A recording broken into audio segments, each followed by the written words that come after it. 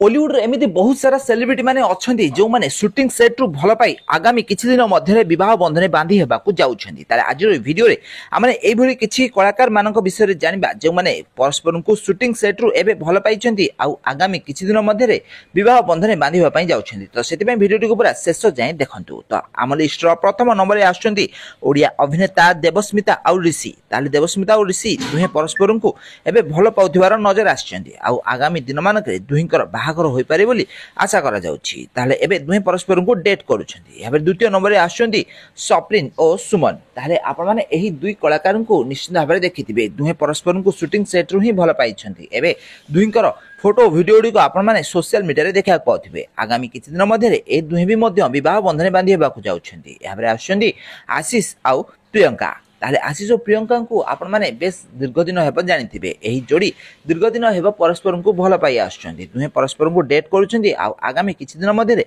विवाह बंधन बांधी हेबाकु जाउछन्ती। एहाबरे आछन्ती अमर और निकिता।